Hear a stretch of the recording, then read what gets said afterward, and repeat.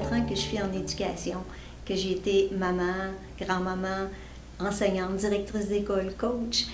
Je me suis toujours intéressée au développement de la confiance comme ingrédient de la réussite et comme ingrédient pour être bien dans la vie et pour faire face aux situations difficiles comme l'intimidation par exemple, et aussi pour développer des relations saines tout au long de sa vie.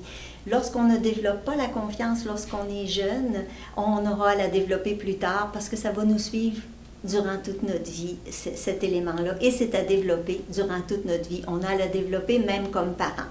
Et justement à ce sujet, je rencontre souvent des mamans qui ont de la difficulté à se faire confiance parce que leurs enfants ne les écoutent pas beaucoup.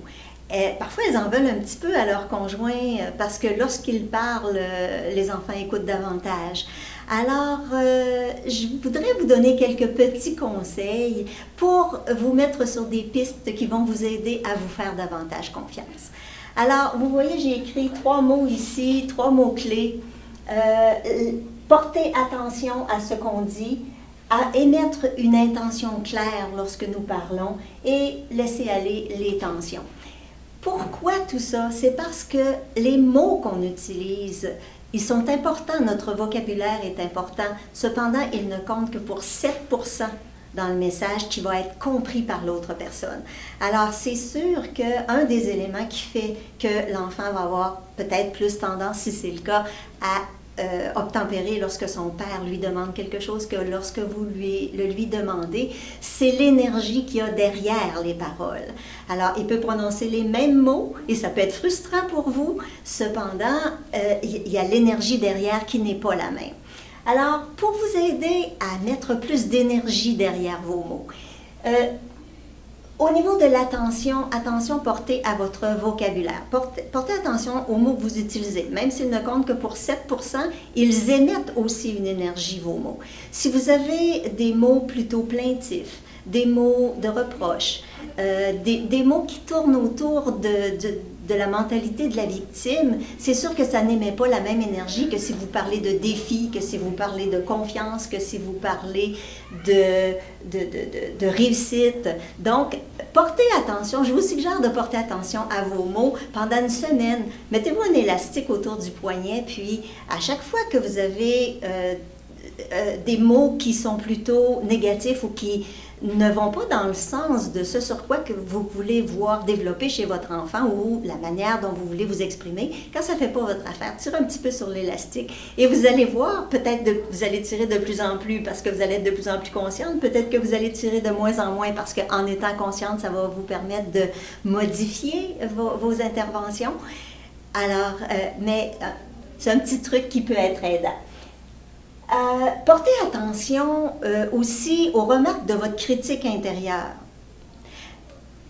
Il est très sournois et parfois il y a une bonne intention derrière le critique, il veut nous protéger, il veut nous aider, sauf qu'on peut lui dire au revoir et adieu parce que souvent, ses conseils ou ses remarques vont être plutôt décourageantes. « Ah ouais, tu n'y arriveras jamais. Ah ouais, comment ça se fait que ton mari, lui, ça marche, toi, ça marche pas. » Donc, ce genre de critique qui vient du passé, là, retournez-le dans le passé, ouvrez la porte et laissez aller tout ça.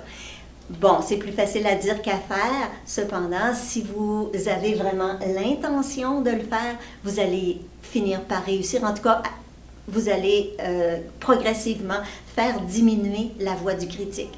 Et je vous suggère aussi de porter attention aux critiques des autres ou aux commentaires des autres.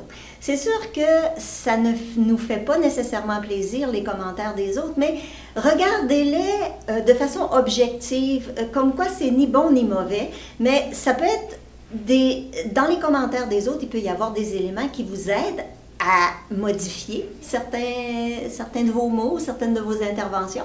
Et il y en a d'autres qui peuvent vous stimuler à développer des façons, oui, modifier, mais aussi, parfois, vous n'avez pas à tenir compte du commentaire lorsqu'il n'est pas stimulant pour vous, lorsqu'il ne vous amène pas plus loin. Mais parfois, c'est bon de mettre l'ego de côté et de se dire, bien, il y a peut-être quelque chose qui va m'aider là-dedans. S'il y a quelque chose qui vous aide, vous le prenez, je vous suggère de le faire. S'il y a quelque chose qui vous démoralise, laissez tomber. Et je parlais aussi d'intention. Bien, lorsque vous émettez une demande à votre enfant, ayez une intention claire parce que on ne peut pas faire un ne pas. Par exemple, si je dis cours pas le long de la piscine, le cerveau va entendre cours. Alors, émettez une intention qui va dans le sens de ce que vous voulez que l'enfant fasse. Alors, je t'ai demandé de marcher au bord de la piscine parce que je trouve que c'est dangereux. Ou vous y allez, l'idée là-dedans, c'est de simplement vous dire, n'y allez pas par la négative, allez-y faites une demande positive à votre enfant. C'est plus facile à comprendre, c'est plus facile de s'y conformer.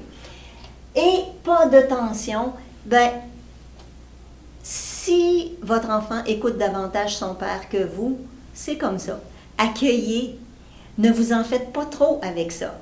Vous avez le pouvoir de transformer les choses, de rechercher comment vous pouvez en arriver à vous affirmer davantage avec les petits éléments dont je vous ai parlé et d'autres éléments que vous allez découvrir si c'est votre intention de le faire.